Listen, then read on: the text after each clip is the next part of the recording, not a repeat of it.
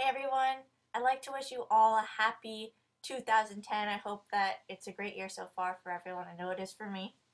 I'm sorry I haven't made a video in a while. I have midterms coming up, and then I have a week of tests before that to cram everything in so we can include it in the midterm.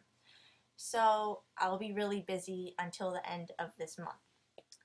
Other than that, I have really nothing new to tell you guys. So today's video, as you can tell from the title, is Essential Apps for Your Mac.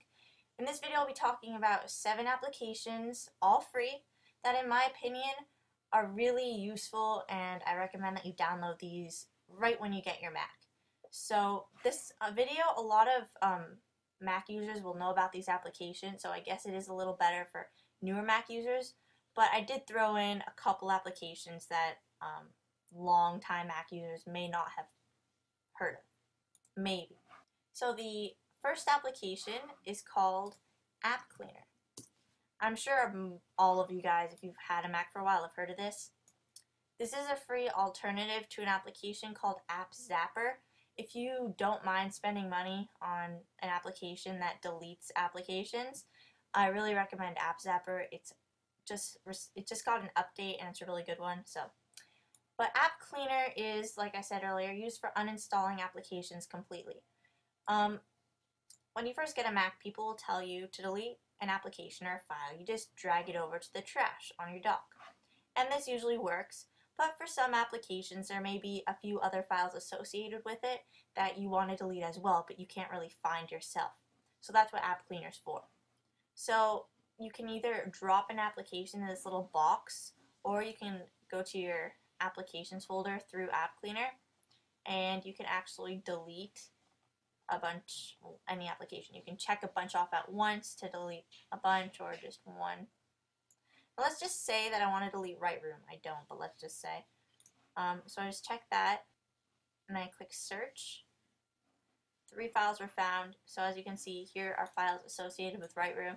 I could just hit delete, and then it will put these files in my trash. So it won't actually delete them completely from my hard drive yet. So if I change my mind, I can always take them out of the trash. But I'm not going to delete them because I don't want to. Next section is widgets. So you can delete widgets from here. And then there's others. So just a bunch of files associated with things like my Canon Image Gateway plugin. So plugins, preference panes, components for things. So it's a really useful application. It's free, so it's worth a download. When you first open up Handbrake, it'll just open a little finder window with your volume, so it shows you discs. And Handbrake is used for ripping DVDs. There are 2 ways to do this. There's a legal way and an illegal way. The illegal way would obviously be ripping a DVD that you have not purchased, and that is really terrible, and you'd have to pay a huge fine if you got caught for that. So please do not do that, okay? I'm not encouraging you to do anything illegal. I would use Handbrake for backing up DVDs to my computer. I see no issue with that. If you bought a DVD and you're afraid that someone might rob your house, it's a good idea to store them on an external hard drive. So that's what most people use Handbrake for. Another use is actually ripping them to your computer so you can watch them on your computer or watch them on an iPod or iPhone. Because in my opinion, if you purchased a DVD, I don't think you should have to actually go to iTunes and then pay another $15 to buy the DVD again for a digital copy. So, for an example, I'm using Across the Universe. I love this movie because it has Beatles music in it, and the Beatles are the best band of all time. Across the Universe, you just select the disc, click open, it will scan the source, and it does take a little bit, probably I'd say 6 or 7 minutes. That only took about 1.5 minutes actually, but I didn't really want to waste your time just sitting and watching something. So once it's scanned it, it'll tell you the length and how many chapters there are. Here you can change the format, you can change the file size, so large, web optimized, and then you can actually go through really advanced settings. But I don't recommend this unless you really know what you're doing. I don't know what I'm doing with this, so I actually use a preset. So there's a preset window over here. If it's not open, you just hit this button, toggle presets. And under Apple presets, I would use iPhones and iPod Touch if I wanted to view this video on my iPhone. Otherwise, I would just probably choose Universal, but iPhone, iPod Touch, or iPod, depending. So if I say iPhone, iPod Touch, I just click Start, and then it'll have a little bar at the bottom here, and that's pretty much it. Obviously, there's a bunch of things you can do. You can add things to your queue. You can go to picture settings and actually change like the width and the height and all that. But like I said, I recommend not messing with the settings unless you really know what you're doing. This next application is an RSS feed reader.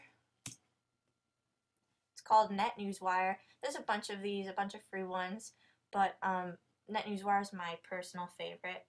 You have a subscribe button at the top to subscribe to new feeds.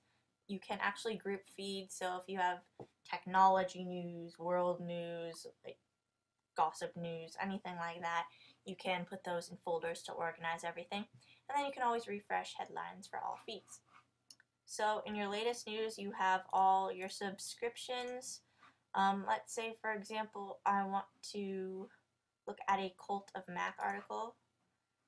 Most articles, just about all articles actually, they're not going to have the full article, as you can see here. It'll just be a little preview.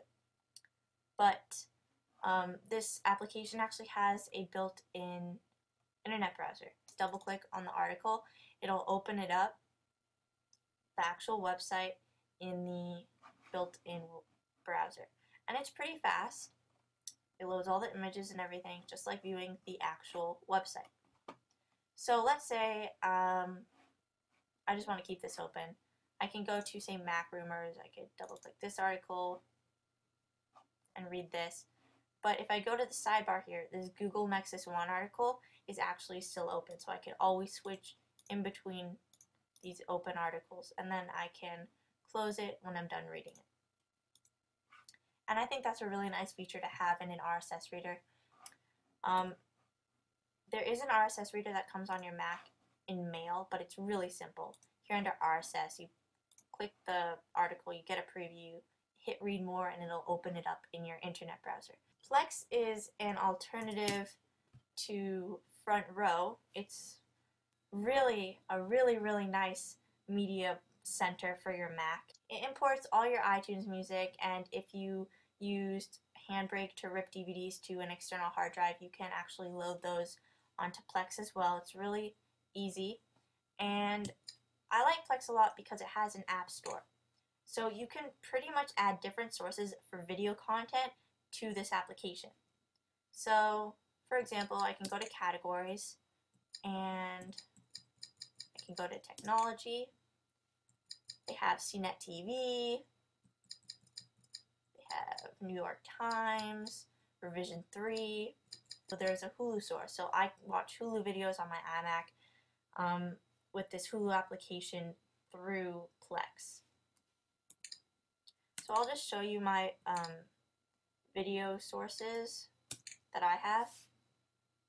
Let's say CNET TV, I'll just give you a little demo. You hit enter. Everything's controlled with your keyboard, or if you have an Apple remote. This is an old version, but so I can go to CNET Tech Shows and Buzz Report. I love Molly Wood. She's so funny. And let's say I want to watch Apple Tablet Incoming. You just hit enter. It tells you the time on the side. Turn the volume down. The quality is not great, but it's fine. It's not super pixelated or anything. It's good enough for my needs. There's a bunch of preferences with this application too. There's skins that you can change. It's really customizable. This next one may be one that you haven't really heard of. It's called Quiet Read. This isn't necessarily essential, but it's really useful. There's a little mug, and it's stored in your menu bar. It just stores links. So here you go. I have two links here: iTalk Apple channel and Lifehacker. I just put these in here for this purpose of this video. But I think that this is really useful if you're on the internet and you find some really cool article or video and you want to save that link, but you don't want to put it on your desktop or keep it open because it's just annoying. So that's what I would use Quiet Read for. This next application has a ton of alternatives to it. It's called Simple Task. It's a to-do list application, but it's a really bare bones one. Clicking the plus button will let you add a new task. Let's call it Spanish. You can add a description, so study for midterm. And for school, I would recommend doing different label colors for different subjects. So let's say I want to make Spanish orange, and then I can mark it as important.